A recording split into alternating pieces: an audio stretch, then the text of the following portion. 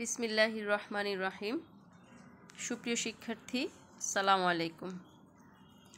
আশা করি সবাই ভালো আছো। আমিও আলহামদুলিল্লাহ ভালো আছি। বরাবরের মতো জীববিজ্ঞান ক্লাসে তোমাদেরকে স্বাগত জানাচ্ছি। আজকে দ্বাদশ শ্রেণীর জীববিজ্ঞান ক্লাসে প্রথম পত্রের একাদশ শ্রেণীর জীববিজ্ঞান ক্লাসে প্রথম পত্রের প্রথম অধ্যায় আমরা আলোচনা করছিলাম পূর্ব থেকেই।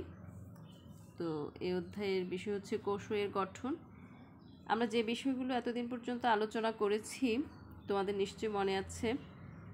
কোষের ভেতর বিভিন্ন কোষীয় অঙ্গাণু সম্পর্কে আমরা আলোচনা করছিলাম। তো আজকে আমরা ইম্পর্টেন্ট দুটো কোষ অঙ্গাণু নিয়ে আলোচনা করব। কোন কোন অঙ্গাণু নিয়ে আলোচনা করতে পারি তোমরা ছবি দেখে নিশ্চয়ই ধারণা করতে পারছো। এখানে দুটো ছবি দেখতে পাচ্ছ। একটা ছবিতে গাছ থেকে কার্বন ডাইঅক্সাইড নির্গত হচ্ছে, অক্সিজেন প্রবেশ করছে। এ চিত্র দেখে তোমরা নিশ্চয়ই অনুধাবন করতে পারছো কোন অঙ্গাণুর কার্যকারিতায় এই প্রক্রিয়াটি চলতে পারে। আবার পাশের চিত্রে তোমরা দেখতে পাচ্ছ যে এই যে ফুলের একটা কালার, আবার পাতার আরেকটা কালার, এই ভিন্ন ভিন্ন রং কেন হয়, কোন অঙ্গাণুর কারণে এই ভিন্ন ভিন্ন রং হতে পারে, সে বিষয়টি তোমরা নিশ্চয়ই অনুধাবন করতে পারছো কোন অঙ্গাণুর কারণে এরকম হতে পারে। তাহলে দুইটা অঙ্গাণু নিয়ে আমরা আলোচনা করব, ইম্পর্টেন্ট দুটি অঙ্গাণু। সেই অঙ্গাণুগুলো হচ্ছে কি কি? আমাদের পাঠের আজকের বিষয় হচ্ছে মাইটোকন্ড্রিয়া এবং প্লাস্টিড, অর্থাৎ যে কোষীয় অঙ্গাণুর মাধ্যমে শ্বসন সংঘটিত হয় আর যেই কোষীয় অঙ্গাণুর কারণে একটি উদ্ভিদের বিভিন্ন অঙ্গের বিভিন্ন বর্ণ নির্ধারিত হয়। তাহলে আমরা আমাদের মূল আলোচনায় চলে আসি। প্রথমেই আমরা আলোচনা করব মাইটোকন্ড্রিয়া সম্পর্কে।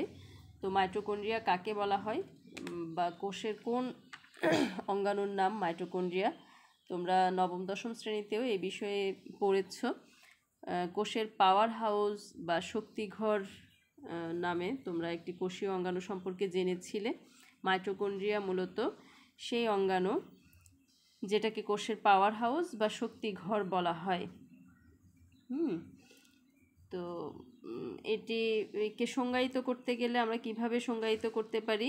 কোষের যে অঙ্গাণুটি দ্বিস্তরী ঝিল্লি দ্বারা আবদ্ধ, যে অঙ্গাণুতে ক্রেবস চক্র, ইলেকট্রন ট্রান্সপোর্ট সিস্টেম ইত্যাদি সংগঠিত হয় এবং কোষের শক্তি উৎপন্ন হয়, সেই অঙ্গাণুকে বলা হয় মাইটোকন্ড্রিয়া।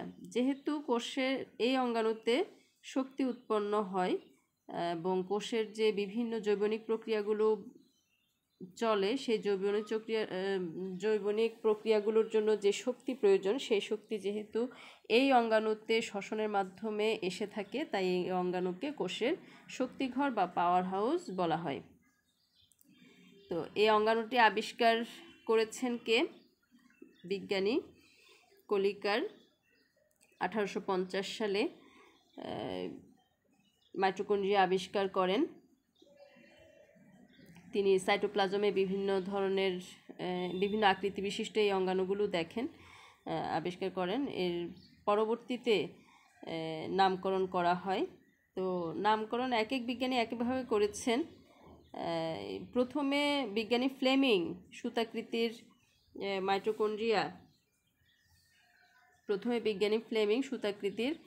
মাইটোকন্ড্রিয়াকে ফিলা নামে আখ্যায়িত করেন। পরে বিজ্ঞানী অল্টম্যান এইগুলোকে বায়োপ্লাস্ট হিসেবে আখ্যায়িত করেন। সর্বশেষে বিজ্ঞানী কার্ল ব্যান্ডা 1897 সালে এই অঙ্গাণুগুলো অর্থাৎ সাইটোপ্লাজমে এই বিভিন্ন আকৃতির শ্বসন অঙ্গাণুগুলোর নামকরণ করেন মাইটোকন্ড্রিয়া নামে।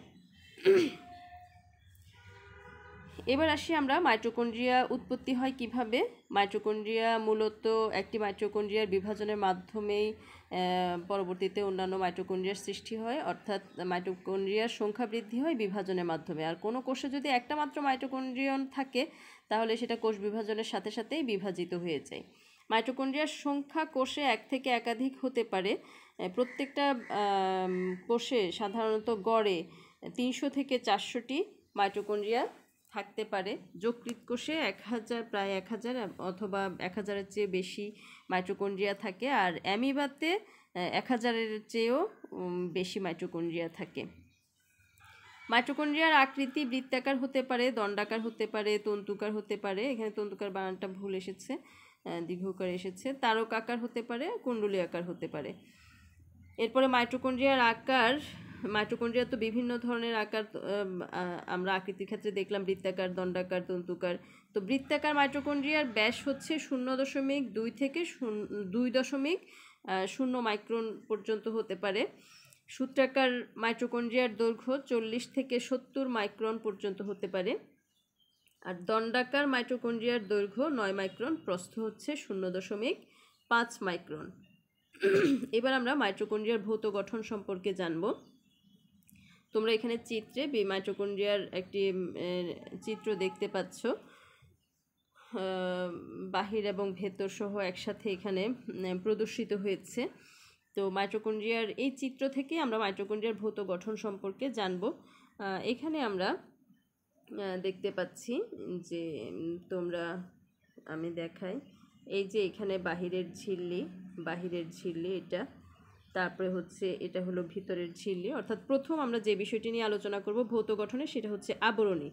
অর্থাৎ মাইটোকন্ড্রিয়া দুইটা আবরণ নিয়ে বা দুইটা মেমব্রেন নিয়ে গঠিত। এই মেমব্রেনগুলো আমরা আগে যে ধরনের মেমব্রেন, কোষের মেমব্রেন সম্পর্কে জেনেছিলাম, সেখানে জেনেছিলাম যে ইউনিট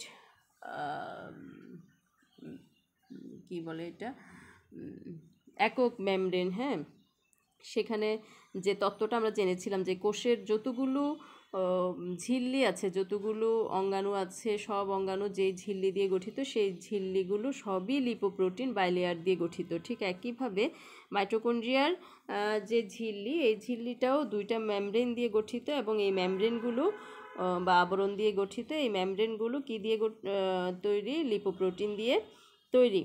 এখানে মেমব্রেনের মধ্যে বাইরের মেমব্রেনটা তোমরা দেখো, এখানে কোনো ভাঁজ নেই, পুরোটা মসৃণ। আর ভেতরের মেমব্রেনটা দেখো, ভেতরের দিকে ভাঁজকৃত, ভেতরের দিকে ভাঁজ ভাঁজ হয়ে আছে। তাহলে বাইরের মেমব্রেনটা হচ্ছে মসৃণ আর ভেতরের মেমব্রেনটা হচ্ছে অমসৃণ, অর্থাৎ এটা ভেতরের দিকে বিভিন্ন ভাঁজে বিভক্ত হয়েছে। তো বাইরের মেমব্রেনটা বিভিন্ন ধরনের ক্ষুদ্র অণু এবং আয়ন ভেতরে প্রবেশ করতে পারে বাইরের মেমব্রেন দিয়ে, আবার বেরও হয়ে যেতে পারে। এই বাইরের মেমব্রেনে কিছু ট্রান্সপোর্ট প্রোটিন থাকে, যা প্রয়োজনে সক্রিয় ট্রান্সপোর্টে সহায়তা করে। এখানে কোনো ইটিসি, এটিপি সিনথেসিস, এটিপি তৈরির কোনো ধরনের এনজাইম বাইরের মেমব্রেনে থাকে না। বাইরের মেমব্রেনটার কাজ হচ্ছে মাইটোকন্ড্রিয়ার ভেতরের উপাদানগুলোকে রক্ষা করা। এখানে বাইরের মেমব্রেন এবং ভেতরের মেমব্রেনের যে দূরত্ব, এই দূরত্বটা হচ্ছে 6 থেকে 8 ন্যানোমিটার। তারপরে তোমার এবার আসি আমরা ভেতরের মেমব্রেন সম্পর্কে। ভেতরের মেমব্রেন আমরা দেখেছি বাইরের মেমব্রেন সোজা, কিন্তু ভেতরের মেমব্রেনটা নির্দিষ্ট ব্যবধানে ভেতরের দিকে ভাঁজ হয়ে আঙ্গুলের মতো কিছু অভিক্ষেপ সৃষ্টি করেছে। এই যে এইখানে যে এটা আঙ্গুলের মতো, তারপরে এটা একটা আঙ্গুলের মতো, এইভাবে আঙ্গুলের, এই যে এটা আঙ্গুলের মতো, এইরকম আঙ্গুলের মতো অভিক্ষেপ সৃষ্টি করেছে। এই অভিক্ষেপগুলো থাকার কারণে এই অভিক্ষেপগুলোকে, প্রবর্ধিত অংশগুলোকে বলা হয় ক্রিস্টি। ভেতরের মেমব্রেনের প্রবর্ধিত অংশগুলোকে বলা হয় ক্রিস্টি। এদের সংখ্যা এবং আকৃতি বিভিন্ন কোষে বিভিন্ন মাইটোকন্ড্রিয়া বিভিন্ন রকম হতে পারে। এগুলোর মূল কাজ হচ্ছে, বা ভেতরের মেমব্রেনটার মূল কাজ হচ্ছে মাইটোকন্ড্রিয়ার যে ভেতরের ধাত্র বা ম্যাট্রিক্স, সেটাকে কতগুলো অসম্পূর্ণ প্রকোষ্ঠে বিভক্ত করা এবং ম্যাট্রিক্সটাকে ধারণ করা। হ্যাঁ, এরপরে হচ্ছে প্রকোষ্ঠ। এখানে তোমরা দেখো যে এই জায়গাটা একটা প্রকোষ্ঠ, আবার এটা একটা প্রকোষ্ঠ। হ্যাঁ, এই জায়গাটা কি ধরনের প্রকোষ্ঠ? এটা হচ্ছে বাহির এবং ভেতরের মেমব্রেনের মাঝখানের ফাঁকা স্থান, আর এটা হচ্ছে ভেতরের মেমব্রেন দ্বারা আবৃত প্রকোষ্ঠ। তাহলে দুই ধরনের প্রকোষ্ঠ দেখতে পাচ্ছি। একটা হচ্ছে দুই মেমব্রেনের মাঝখানের ফাঁকা স্থান, এটাকে বলা হয় বাহিরের প্রকোষ্ঠ। আর ভেতরের যেটা সেটা হচ্ছে ম্যাট্রিক্স। এখানে এই যে ভেতরের প্রকোষ্ঠের ভেতরে যে উপাদানগুলো আছে সেটা হচ্ছে ম্যাট্রিক্স। হ্যাঁ, আর বাইরের মেমব্রেন এবং ভেতরের মেমব্রেনের মধ্যবর্তী স্থানটাকে বলা হয় কি বহিস্থ প্রকোষ্ঠ। এছাড়া মাইটোকন্ড্রিয়ায় যে উপাদানগুলো আছে সেগুলো হচ্ছে তোমার এই যে রাইবোসোম, তারপরে ভেতরের মেমব্রেনে কিছু উপাদান থাকে, অক্সিসোম, এটিপি সিনথেটেজ, ইটিসি, তারপরে আছে ডিএনএ ইত্যাদি মাইটোকন্ড্রিয়ার ভেতরে থাকে। অক্সিসোম কি? মাইটোকন্ড্রিয়ার আবরণের অন্তর্গাত্রে এই যে এখানে যে সাদা সাদা ক্ষুদ্র ক্ষুদ্র দানাদার বস্তুগুলো দেখতে পাচ্ছ, এগুলো হচ্ছে অক্সিসোম। এগুলো বৃন্তক বা অবৃন্তক দুই ধরনের হতে পারে। বৃন্তক হলে মস্তক, বোটা, ভূমি তিনটা অংশ নিয়ে গঠিত। আর আছে এটিপি সিনথেটেজ এবং তোমার ইলেকট্রন ট্রান্সপোর্ট চেইন, এইগুলো থাকে। এটিপি সিনথেটেজের কাজ হচ্ছে এটিপি সিনথেসিস বা সংশ্লেষিত করা। আর সমস্ত ক্রিস্টিব্যাপী ইলেকট্রন ট্রান্সপোর্ট চেইন থাকে। এছাড়া আর কি আছে বলেছি আমরা, এছাড়া আছে মাইটোকন্ড্রিয়ার ভেতরে মাইটোকন্ড্রিয়ার ভেতরে তোমরা ডিএনএ দেখতে পাচ্ছ, তারপরে রাইবোসোম দেখতে পাচ্ছ।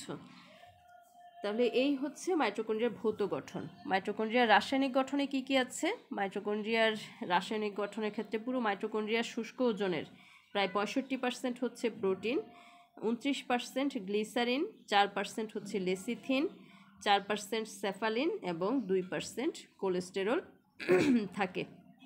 আর মাইটোকন্ড্রিয়াতে যে লিপিড আছে সেই লিপিডের মধ্যে, টোটাল লিপিডের মধ্যে ফ্যাটি অ্যাসিড হচ্ছে 10% আর ফসফোলিপিড হচ্ছে 90%। টোটাল লিপিডের মধ্যে ফ্যাটি অ্যাসিড 10% আর 90% হলো ফসফোলিপিড। কেমন? এছাড়া তোমার ক্যারোটিনয়েড, ভিটামিন ই আর কিছু অজৈব পদার্থ থাকে। তারপর মাইটোকন্ড্রিয়ার ঝিল্লিটা তো লিপোপ্রোটিন দিয়ে তৈরি। এরপরে মাইটোকন্ড্রিয়ার ভেতরে প্রায় 100 রকমের এনজাইম এবং কোএনজাইম আছে। এছাড়া 0.5% আরএনএ এবং সামান্য পরিমাণে ডিএনএ থাকে। এতক্ষণ পর্যন্ত আমরা মাইটোকন্ড্রিয়ার ভৌত গঠন এবং রাসায়নিক গঠন সম্পর্কে জানলাম। এবার আমরা জানি মাইটোকন্ড্রিয়া কী কাজ করে। হ্যাঁ, মাইটোকন্ড্রিয়ার আসলে কাজ অনেক বেশি ব্যাপক। হ্যাঁ, এটি আমরা আগেই জেনেছি যে কোষের শক্তিঘর। এখানে আমরা প্রথমে দেখতে পাচ্ছি যে কোষের যাবতীয় কাজের জন্য যে শক্তি উৎপন্ন হয় এবং নিয়ন্ত্রণ করে কে? মাইটোকন্ড্রিয়া। উৎপন্নও হয় মাইটোকন্ড্রিয়ার ভেতরে, নিয়ন্ত্রণও করে মাইটোকন্ড্রিয়া। তারপরে শ্বসনের জন্য যত ধরনের এনজাইম এবং কোএনজাইম দরকার সেগুলো সব মাইটোকন্ড্রিয়া ধারণ করে। এরপরে শ্বসনের যে বিভিন্ন পর্যায়গুলো, যেমন ক্রেবস চক্র, ইলেকট্রন ট্রান্সপোর্ট সম্পন্ন করা, এগুলো ইলেকট্রন ট্রান্সপোর্ট সিস্টেম, এগুলো সবগুলো মাইটোকন্ড্রিয়া সম্পন্ন করে। মাইটোকন্ড্রিয়ার ভেতরে যে ডিএনএ আছে সেটা মাইটোকন্ড্রিয়ায় উৎপন্ন করে, নিজস্ব ডিএনএ উৎপন্ন করে। মাইটোকন্ড্রিয়া প্রোটিন সংশ্লেষণে সাহায্য করে। বিভিন্ন ধরনের ক্যাটায়ন যেমন ক্যালসিয়াম আয়ন, সালফার আয়ন ইত্যাদি সঞ্চিত করে রাখে। তারপরে ক্যালসিয়াম, পটাশিয়াম ইত্যাদি পরিবহনে মাইটোকন্ড্রিয়ার আবরণ এই আয়নগুলো না, ক্যালসিয়াম, পটাশিয়াম এগুলো পরিবহনে মাইটোকন্ড্রিয়া সক্ষম। এরপরে মাইটোকন্ড্রিয়া শুক্রাণু এবং ডিম্বাণু গঠনে অংশগ্রহণ করে। ক্যালসিয়াম আয়নের ঘনত্ব রক্ষা করে। কোষের পূর্ব নির্ধারিত মৃত্যুকে মাইটোকন্ড্রিয়া নিয়ন্ত্রণ করে। আর রক্তকণিকা উৎপাদনে মাইটোকন্ড্রিয়া সহায়ক ভূমিকা পালন করে। এবার আমরা দ্বিতীয় ইম্পর্টেন্ট যে অঙ্গাণু, সে অঙ্গাণু সম্পর্কে আলোচনা করব। দ্বিতীয় অঙ্গাণুটি ছিল কি? যে অঙ্গাণুটা একটি উদ্ভিদের বিভিন্ন বর্ণ নিয়ন্ত্রণ করে বা সৃষ্টি করে সেটাকে বলা হয় প্লাস্টিড। এখন আমরা প্লাস্টিড সম্পর্কে জানবো। এখানে তোমরা স্লাইডে দেখতে পাচ্ছ একটু লেখা এলোমেলো এসেছে। আসলে আমি স্লাইডগুলো তৈরি করি ল্যাপটপে এবং ল্যাপটপ থেকে পরে যখন মোবাইলে ট্রান্সফার করি তখন কিছু কিছু স্লাইড একটু এলোমেলো হয়ে যায়। তো আমরা লেখাটা বুঝে নিব ইনশাল্লাহ। তো এখানে আমরা দেখতে পাচ্ছি তাহলে প্লাস্টিড কি? প্লাস্টিড হচ্ছে স্ট্রোমা এবং গ্রানা সমৃদ্ধ। আমি একেবারে যেটা সংজ্ঞায়িত করতে পারি যেভাবে সেভাবে বলছি তোমাদেরকে। স্ট্রোমা এবং গ্রানা সমৃদ্ধ এবং লিপোপ্রোটিন ঝিল্লি দ্বারা সীমিত, সাইটোপ্লাজমের সবচেয়ে বড় যে ক্ষুদ্রাঙ্গ সেটার নামই হচ্ছে প্লাস্টিড। কি বলেছি? স্ট্রোমা এবং গ্রানা সমৃদ্ধ এবং লিপোপ্রোটিন ঝিল্লি দ্বারা আবৃত বা আবদ্ধ সাইটোপ্লাজমের সবচেয়ে বড় ক্ষুদ্রাঙ্গের নাম হলো প্লাস্টিড। হ্যাঁ, 1883 সালে বিজ্ঞানী ডব্লিউ শিম্পার প্রথম কি করেন, যে সবুজ বর্ণের প্লাস্টিড লক্ষ্য করেন এবং সেটার নামকরণ করেন ক্লোরোপ্লাস্ট। পরবর্তীতে অন্যান্য প্লাস্টিডগুলো আবিষ্কৃত হয়। প্রথমে ক্লোরোপ্লাস্টই আবিষ্কৃত হয়েছে 1883 সালে বিজ্ঞানী শিম্পার আবিষ্কার করেছেন। তো আলোক অনুবীক্ষণ যন্ত্রের সাহায্যে এগুলো স্পষ্ট দেখা যায়। সাধারণত ছত্রাক, ব্যাকটেরিয়া, নীলাভ সবুজ শৈবাল এগুলোতে কোনো প্লাস্টিড থাকে না। তো প্রশ্ন হতে পারে যে ছত্রাক তো নিজের খাদ্য নিজে তৈরি করে না, তারপর ব্যাকটেরিয়াও নিজের খাদ্য নিজে তৈরি করছে না, তাহলে নীলাভ সবুজ শৈবাল তো নিজের খাদ্য নিজে তৈরি করছে, তার মধ্যে যদি প্লাস্টিড না থাকে তাহলে কিভাবে তৈরি করে? হ্যাঁ, নীলাভ সবুজ শৈবালের মধ্যে তোমার আছে, ক্লোরোফিল আছে। সেটা কোথায় থাকে? নীলাভ সবুজ শৈবালের যে কোষ, সেই কোষের প্লাজমা মেমব্রেনটা ভিতরের দিকে প্রবিষ্ট হয়ে থাইলাকয়েড সৃষ্টি করে এবং ওই থাইলাকয়েডের ভেতরেই ক্লোরোফিল থাকে, আলাদা করে প্লাস্টিড থাকে না। এখন আমরা আসি প্লাস্টিড কয় প্রকার। প্লাস্টিড 3 প্রকার। প্রথম হচ্ছে লিউকোপ্লাস্ট, তারপরে ক্রোমোপ্লাস্ট, এরপরে 3 নাম্বার হচ্ছে ক্লোরোপ্লাস্ট। তো লিউকোপ্লাস্ট এটা হচ্ছে যেই প্লাস্টিড বর্ণহীন, হ্যাঁ, এটা কোনো ধরনের বর্ণকণিকা ধারণ করে না। যদি আলোর সংস্পর্শে আসে এটা লিউকোপ্লাস্টটা, তখন এটা ক্রোমোপ্লাস্ট অথবা ক্লোরোপ্লাস্টে পরিণত হতে পারে। বিশেষ করে ক্লোরোপ্লাস্টেই পরিণত হয়। সাধারণত মাটির নিচে উদ্ভিদের যে অংশগুলো অবস্থান করে, বিশেষ করে মূল বা রূপান্তরিত ভূনিম্নস্থ কাণ্ড, এই সমস্ত অংশে কোনো ধরনের মানে ক্লোরোপ্লাস্ট থাকে না, সেখানে লিউকোপ্লাস্ট থাকে। লিউকোপ্লাস্ট বিভিন্ন আকৃতির হতে পারে, অর্ধবৃত্তাকার, মূলাকার, নলাকার। আর লিউকোপ্লাস্ট 3 ধরনের। এখানে লেখাটা দেখো এলোমেলো এসেছে। 1 নাম্বার হচ্ছে এখানে সরেও জফলা আকার হবে। তো আমি যেটা বললাম যে ট্রান্সফার করার কারণে বানানো এলোমেলো এসেছে, স্লাইডটাও একটু ভিন্নভাবে সজ্জিত হয়েছে। তো লিউকোপ্লাস্ট 3 ধরনের। একটা হচ্ছে অ্যামাইলোপ্লাস্ট, তোমরা একটু ভালো করে বুঝে নাও। 2 নাম্বার হচ্ছে ইলায়োপ্লাস্ট, 3 নাম্বার হচ্ছে অ্যালিওরোপ্লাস্ট। 1 নাম্বার হলো কি বললাম? অ্যামাইলোপ্লাস্ট, 2 নাম্বার ইলায়োপ্লাস্ট, 3 নাম্বার হচ্ছে অ্যালিওরোপ্লাস্ট। হ্যাঁ, তো অ্যামাইলোপ্লাস্ট কোনগুলো? অ্যামাইলোপ্লাস্ট হচ্ছে যে সমস্ত লিউকোপ্লাস্ট স্টার্চ সঞ্চয় করে, সেগুলো হলো অ্যামাইলোপ্লাস্ট। আর যে সমস্ত লিউকোপ্লাস্ট চর্বি সঞ্চয় করে, সে সমস্ত লিউকোপ্লাস্টকে বলা হয় ইলায়োপ্লাস্ট। যে সমস্ত লিউকোপ্লাস্ট প্রোটিন সঞ্চয় করে, তাদেরকে বলা হয় অ্যালিওরোপ্লাস্ট। লিউকোপ্লাস্টের প্রধান কাজ কি? লিউকোপ্লাস্টের প্রধান কাজ হচ্ছে খাদ্য সঞ্চয় করা এবং শর্করা থেকে শ্বেতসার জাতীয় খাদ্য তৈরি করা। গেল আমাদের প্লাস্টিডের মধ্যে লিউকোপ্লাস্ট সম্পর্কে। এখানে তোমরা চিত্রে বিভিন্ন ধরনের প্লাস্টিড দেখতে পাচ্ছ। প্রোপ্লাস্টিড মানে হচ্ছে যেটা থেকে প্লাস্টিড উৎপন্ন হয়, বিভিন্ন ধরনের প্লাস্টিড উৎপন্ন হয়। তারপরে লিউকোপ্লাস্ট দেখতে পাচ্ছ। আবার লিউকোপ্লাস্টের বিভিন্ন প্রকার, ইলায়োপ্লাস্ট, তারপরে হচ্ছে তোমার অ্যামাইলোপ্লাস্ট। এরপরে ক্রোমোপ্লাস্ট দেখতে পাচ্ছ, যেটা বিভিন্ন বর্ণকণিকা ধারণ করে, আর ক্লোরোপ্লাস্ট। তো এবার আমরা আবার যাই। ক্রোমোপ্লাস্টের কোনো বর্ণনা তোমাদেরকে এখন আমি দেইনি। ক্রোমোপ্লাস্ট হচ্ছে সেই প্লাস্টিড যেটা রঙিন প্লাস্টিড। হ্যাঁ, ক্রোম শব্দের অর্থই হচ্ছে রঙিন।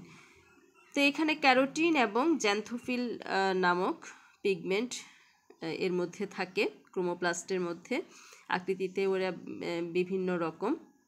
উদ্ভিদের যেসব অঙ্গ বর্ণময়, তোমরা চিত্রে আমি একটা অপরাজিতা ফুল দেখিয়েছিলাম, ঠিক একইভাবে তুমি যদি সন্ধ্যা মালতীর কথা চিন্তা করো, আমের রঙিন বর্ণের কথা চিন্তা করো, অথবা উদ্ভিদের বিভিন্ন অঙ্গের যে বিভিন্ন বর্ণিল অংশ, ফুল, ফল, হ্যাঁ, পাতার মধ্যে বিভিন্ন বর্ণের পাতা, এগুলো সবগুলো ওই কিসের কারণে হয়? ক্যারোটিন, জ্যান্থোফিল, মানে এসব অঙ্গে ক্রোমোপ্লাস্ট উপস্থিত থাকে, ক্যারোটিন জ্যান্থোফিল ধারণ করে, সেজন্যই এগুলো বিভিন্ন বর্ণের হয়ে থাকে। ক্রোমোপ্লাস্টের প্রধান কাজ হচ্ছে, যেহেতু ক্রোমোপ্লাস্টের কারণে পুষ্প, পাতা, ফল ইত্যাদি রঙিন হয়, সুন্দর হয়, তখন কীটপতঙ্গ আকৃষ্ট হয় এবং কীটপতঙ্গ তাদের খাবার গ্রহণের জন্য আসে, আর কীটপতঙ্গের মাধ্যমে তোমার ফল এবং বীজের বিস্তার ঘটে। আবার ফুল রঙিন হওয়ার কারণে কীটপতঙ্গ যখন ফুলের কাছে আসে, ফুল থেকে মধু আহরণ করে, ফুলের পরাগরেণুর উপরে বসে, সেই পরাগরেণু স্ত্রী ফুলের গর্ভমণ্ডে পতিত হয়, এইভাবে পরাগায়নে সাহায্য করে। তো ক্রোমোপ্লাস্টের কারণে মূলত এই যে আকৃষ্ট হয়ে কীটপতঙ্গ এক জায়গা থেকে আরেক জায়গায় উড়োউড়ি করছে, এটার মাধ্যমে পরাগায়ন সংঘটিত হচ্ছে। এছাড়া ক্রোমোপ্লাস্টের কারণে তো এই যে ফল, বিভিন্ন ধরনের ফুল, এগুলোর খাদ্যমূল্য আছেই। এবার আমরা ক্লোরোপ্লাস্ট সম্পর্কে বিস্তারিত জানব। তো ক্লোরোপ্লাস্ট কি সেটা তো আগে জেনেছি, ওই যে শিম্পার 1883 সালে প্রথম অণুবীক্ষণ যন্ত্রে যেই উপাদান দেখেছিলেন সেটি হচ্ছে, মানে সবুজ বর্ণের অঙ্গাণু দেখেছিলেন, সেটি হচ্ছে ক্লোরোপ্লাস্ট। এই ক্লোরোপ্লাস্টকে বলা হয় শর্করা জাতীয় খাদ্যের কারখানা বা কোষের রান্নাঘরও বলতে পারো। কারণ হচ্ছে ক্লোরোপ্লাস্টের ভেতরে যে ক্লোরোফিল আছে, এই ক্লোরোফিল বাতাসের কার্বন ডাইঅক্সাইডকে সংবন্ধন করে সূর্যালোক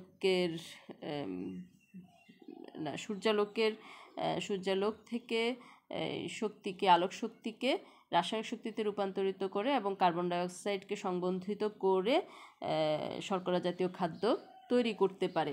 এই জন্য মানে উদ্ভিদ যে নিজের খাদ্য নিজে তৈরি করতে পারে, সেটা মূলত এই ক্লোরোপ্লাস্টের কারণেই। সেজন্য ক্লোরোপ্লাস্টকে কি বলা হয়? শর্করা জাতীয় খাদ্যের কারখানা বলা হয়, অথবা কোষের রান্নাঘর বলা হয়। তো প্রতি কোষে এক বা একাধিক ক্লোরোপ্লাস্ট থাকতে পারে। উচ্চ শ্রেণীর উদ্ভিদ কোষে সাধারণত 10 থেকে 40টা ক্লোরোপ্লাস্ট থাকে, আর নিম্ন শ্রেণীর উদ্ভিদ কোষে সাধারণত আরও কম থাকে।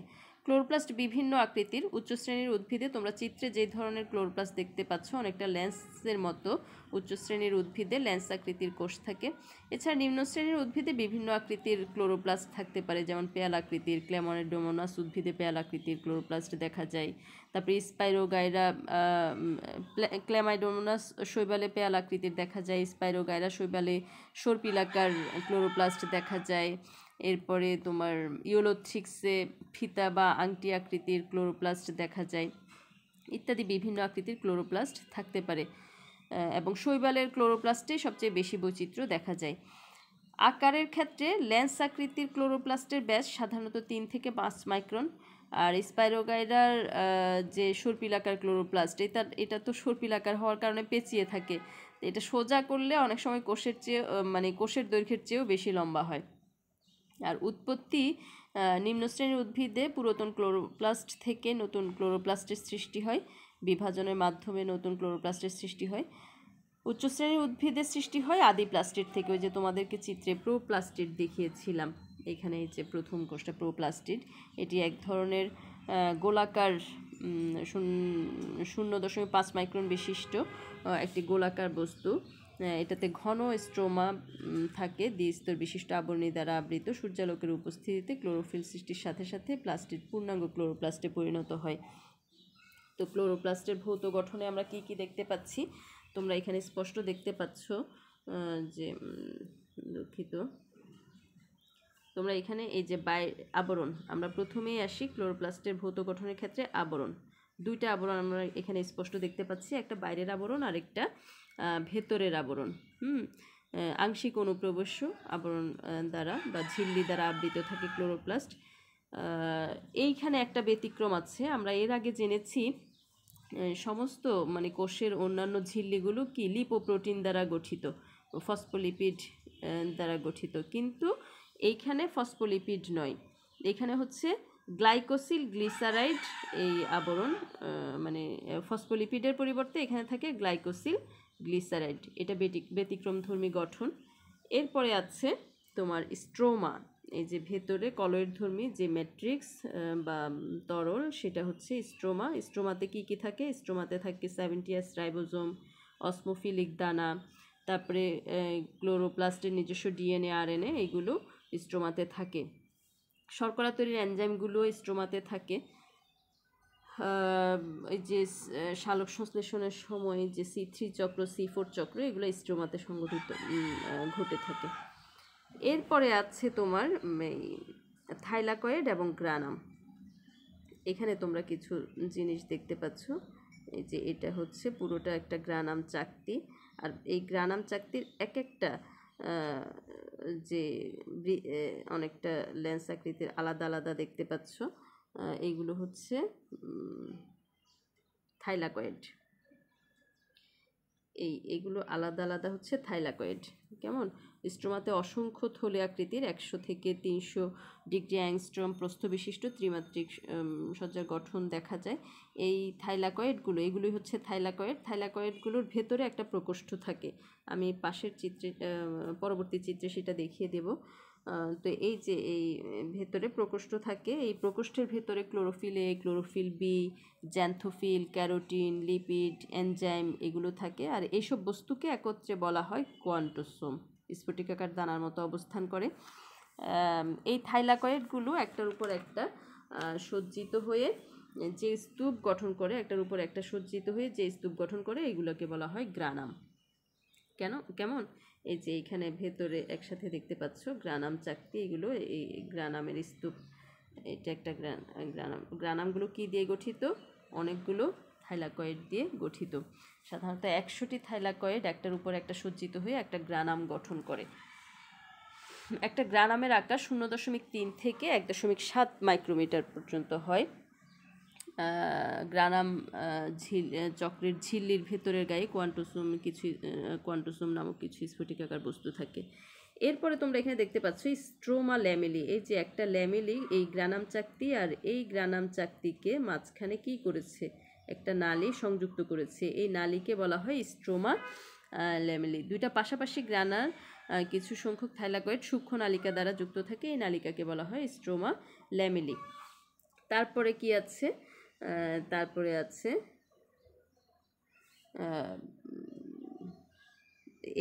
এখানে থাইলাকয়েডের চিত্র দেখতে পাচ্ছ তোমরা, 3টা থাইলাকয়েড একটার উপর একটা সজ্জিত আছে। এই থাইলাকয়েডে কি কি আছে? ফটোসিনথেটিক ইউনিট এবং এটিপি সিনথেটেজ থাইলাকয়েডের মধ্যে অবস্থান করে।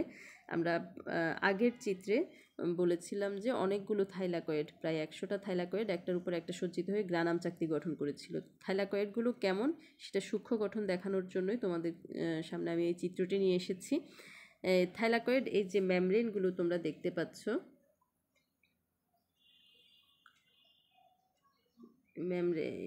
এটা হচ্ছে থাইলাকয়েড মেমব্রেন।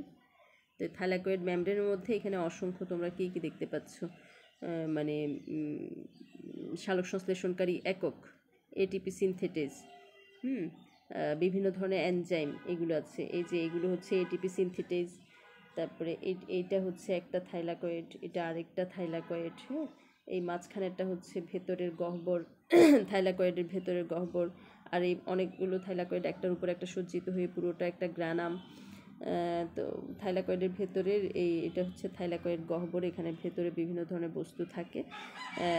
তারপরে এইগুলো হচ্ছে ফটোসিনথেটিক ইউনিট, এই যে ফটোসিনথেটিক ইউনিট। তারপরে এটিপি সিনথেটেজ আছে।